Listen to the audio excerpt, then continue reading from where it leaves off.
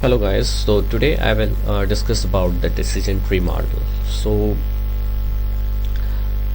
what is decision tree and how to fit this model in R? Let's import these two libraries.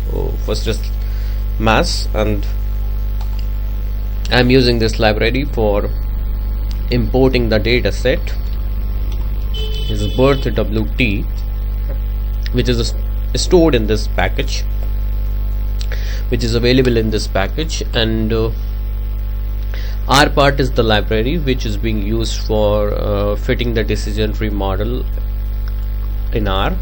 So library is the function for importing these two for importing any package in R. So library mass and library R part. So like this, you have to select this and then control enter. You will see in the console that these are now run. Now you have to set the seed so that when you run the decision tree next time, you get the same predictions made by the this model. So set.seed is a function, and that is actually using the same random numbers while it is sampling or it is running any kind of decision tree model.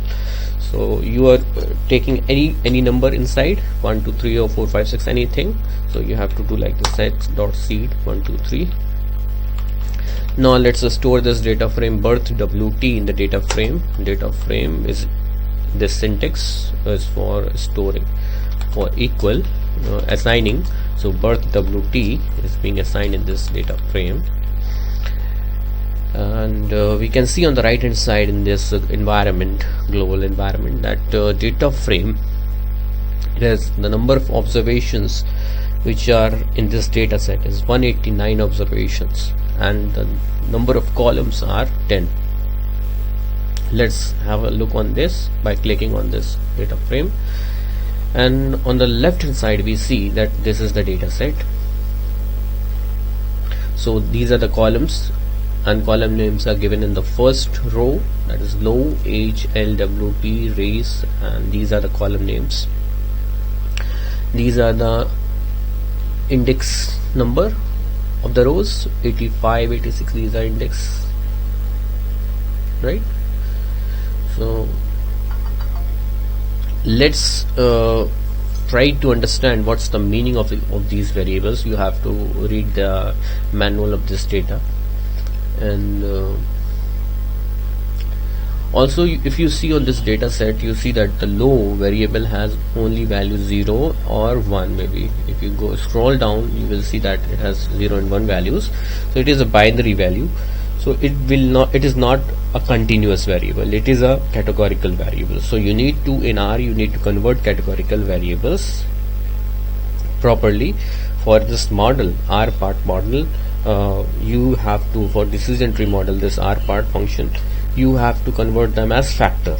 So categorical will be converted into factor, so that decision tree model knows that you are treating them as categorical variable. If you don't tell the decision tree model that this is a categorical variable, then it will treat it as an integer, because these all are coded as integer values. If had it been character values, you had to convert them into factor again using the function as.factor. Age is obviously a continuous variable. LWT is also seen. You can see that this is also continuous and this is also continuous. So you need to keep in mind that if it is a character variable, you need to convert into factor using as.factor. If some of the variables are coded as integer and you know that these are categorical variables, then you need to again convert them into as.factor. Otherwise the model does not have any meaning, because it will be treating wrong variables, some of the variables wrongly. Hence numerical variables will be categorical variables will be treated as numeric variables. Let's go on the script now again, and let's read the thing what is written in the birth WT by using the function help.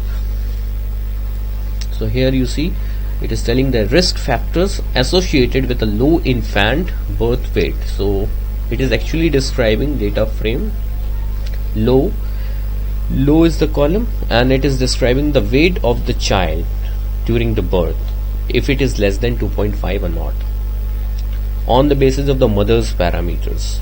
So you are trying to predict whether the birth weight will be less than 2.5 or not, based on the parameters associated with the mother's age, weight, height and other things. So you can see that what are the parameters are there which are related to mothers and all, whether the woman was smoking or not, race was white, black or other. You can see here white is coded as 1, black 2 and other 3. So these are just coded as integer, but these are categorical variables. So you need to convert them into as factor, into factor variables. So that is very important thing you need to keep in mind. Let's have a look on the structure of the data frame. You can see right now these categorical variables are coded as integer, but you need to convert them into factor. Low is also coded as integer. So low is the target variable, right? So again you can use the dimension, you can check the dimension of the data, 189 observations and 10 columns. You can check the first 3 rows by using the function head and data frame and comma 3, or you can write 5, 6 and anything. You can check the unique values by using this function. You can see that only 1.1% of 189 observations is unique. That is 1.1% of 189 will be 2. So only 2 unique values. So it is a binary variable. Like these all are very low percentages. So low percentage of unique values. These are categorical variable. Also you can read in the manual whether it makes sense or not to treat them as categorical. So you need to understand the meaning of the variables before you go ahead. So age, LWT and BWT is obviously a numerical variables because it has high unique values. So if there are 189 observations and 70% are unique in BWT, and you can also see the values in the data frame in BWT. These are the values. So you need to understand whether it makes sense or not, and what is BWT birth weight in grams. So it is obviously a numerical variable. So let's store the categorical variables low, race, smoke, PTL, HT in quals. You can see it is stored as a character vector. Then convert them into factors. For I in calls, data frame as dot factor, then data frame I. So I is these columns iterated, I in calls. Now let's have a look on the structure again. Now you can see that low is a factor variable which with 2 unique values, race 3 values, white, black, other, smoke yes or no, like these are unique values. So these are categorical data and these are numerical data, age, LWT and BWT. Now let's divide the data set into the testing data and the trained data so that you can check it out how your model is performing on the unknown data. So we will fit the model on the training data set and then we will predict for the test data set using this decision tree model in R. So library CA tools is used for this function sample.split, which is stored in this CA tools package, and we are dividing this data set based on this low variable, and the split ratio is 0.8. So 80% of the data will be going to train data frame and rest will be going in test data frame. Again you see in the test test data frame we have 38 observations, and in train data frame you have so now we got the train data frame and the test data frame. So indices is if you see the indices, these are true false values. So train data frame and indices. So where we have the true, it will take all those observations in the train data frame. Now let's begin modeling by using the R part function. Then low is the target variable, then tilde dot shows that you are taking rest of the variables other than low, and minus tells that you are not using the BWT variable.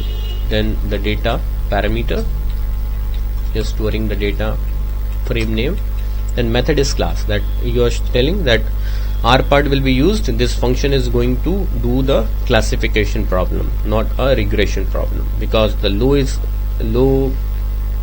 a categorical data, and you want to predict whether it is 0 or 1 based on the rest of the variables. So you need to say that type method is class.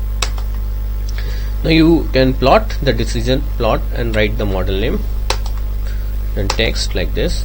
You will get this here. The decision tree, this is the decision tree, as you must be knowing that it is a splitting the whole data based on the variables. So LWT is greater than or equal to 106, it goes right, else it goes left. On the left side it is the low variable will be 0. On the right hand side it will again check if age is less than 18.5 or not. If it is yes, it goes right and it says that low variable will be 1. If it is no, it goes to left, that will be 0. Then again there is one PT variable, I think here, which says if it is yes, then it goes to 1, else it checks. So it's like algorithm which is splitting all the variables with the best value.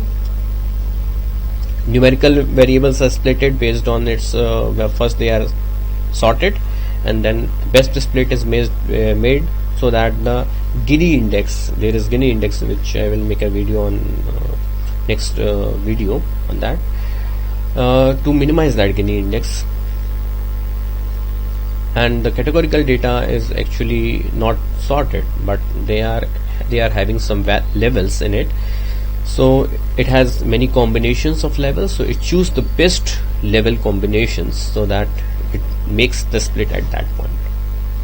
So categorical data split is made in different way, and numerical data is made based on its numerical values.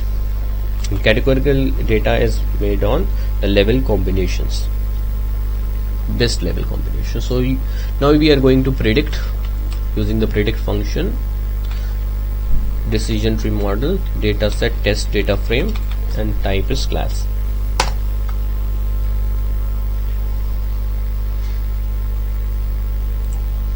Now if you go here, you are going to write table function, then predictions is equal to predictions with class which you have made. Let's see what is in prediction with class. You have unique values 0 and 1, like 85th observation is 0, 99th observation is 1, 96th observation is 1. So it is given whether the certain observation belongs to class 0 or 1. It is just predicting the classes 0 or 1, no probabilities. It is not telling about the how probable it is that a certain observation is belonging to class 0 or 1. It is just telling that this observation is belonging to class 0 and this observation is belonging to class 1. It makes a split in the probabilities threshold to predict this thing. But if you are just interested in this classes, you will do like this. And if you see the table here, you see that 20 times the predictions are made accurate for class 0. My model says that 20 times the class was 0 and actuality was also 0. 5 times it said that it is 1 and actuality was also 1. So 25 times, 20 plus 5 times the model was correct, and 7 plus 6, 13 times the model was wrong. When the model said 7 times it said that it is 0, but actuality it was 1. 6 times it said it was 1, but actuality was 0. So only 20 times it made a correct prediction, 20 for 0 and 5 times for 1. So 25 times it made correct observations. Let's check the accuracy. you need to use the diag function for adding getting this thing and then adding this thing and the sum of all these numbers. So sum diag t sum t, so it gives 65.7% accuracy on this thing. Let's now import the package proc and library proc.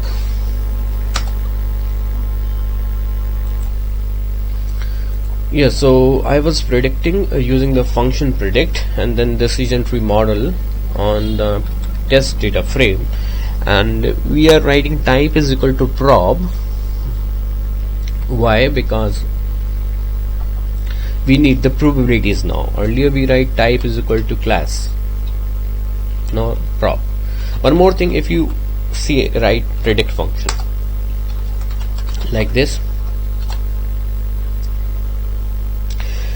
and then you write say model name decision tree model, then you write comma, and say if you don't want to type, you just hit the tab button, you get all the options there.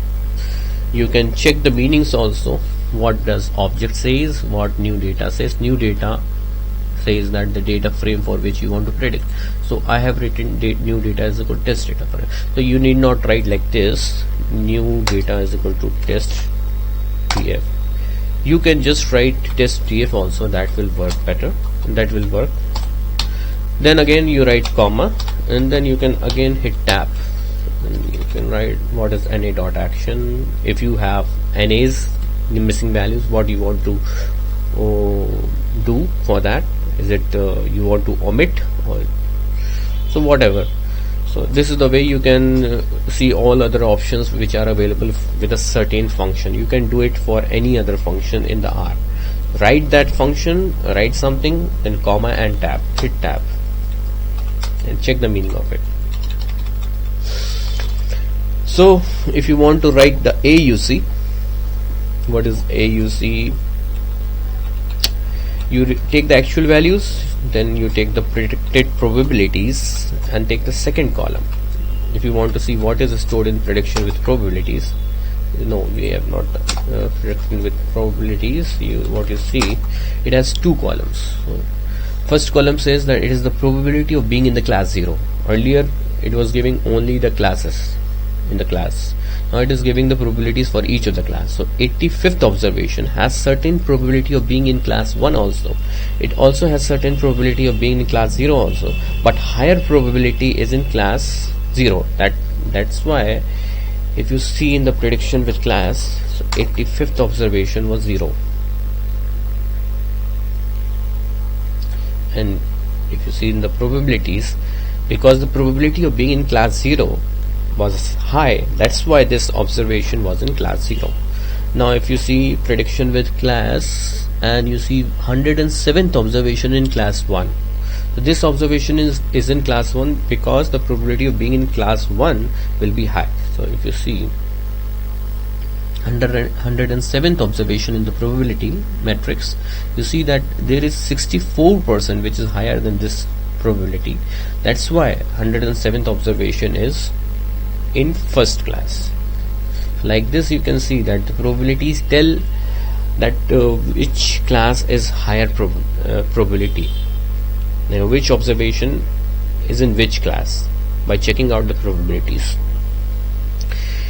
If the certain class probability is higher, then that means that observation will be in that class. So 85th is in class 0 because its probability is higher than its probability in class 1. Now you see the AUC. What is the AUC? It is 58.81. Now you can plot the ROC curve by ROC function, actual values, prediction probabilities. These are the prediction probabilities. You can see these are the probabilities in the class 1, right? And these are the actual values. And then this is the ROC function, and then plot. On the right side you get this.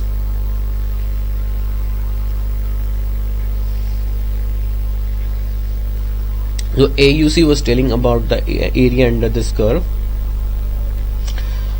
Higher this point at this point, if this goes far away from here till here, if it makes approximate rectangle, the area under curve becomes 1, and more it becomes closer to this line, 45-degree slope line, more it is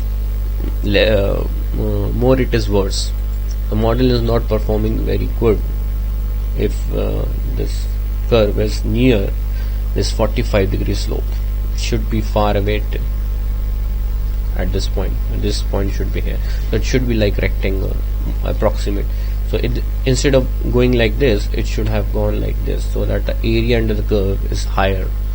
That means if the area under the curve is higher, that means the model is working better in distinguishing between the two classes. So I will explain about what is AUC and ROC in other videos, but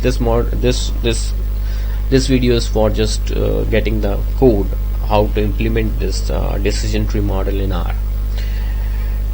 So yeah, so this is not about optimization for the parameters, this is not about the data cleaning, this is not about the data exploration, it's not about the cross validation, this is not also about the parameter optimization for any metric.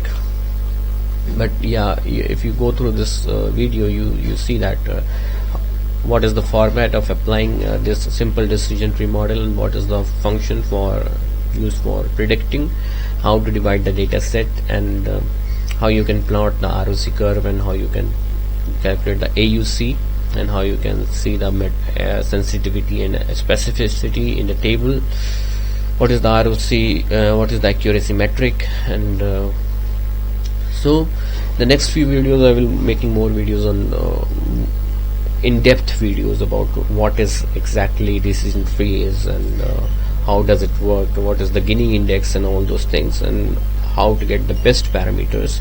So keep tuning.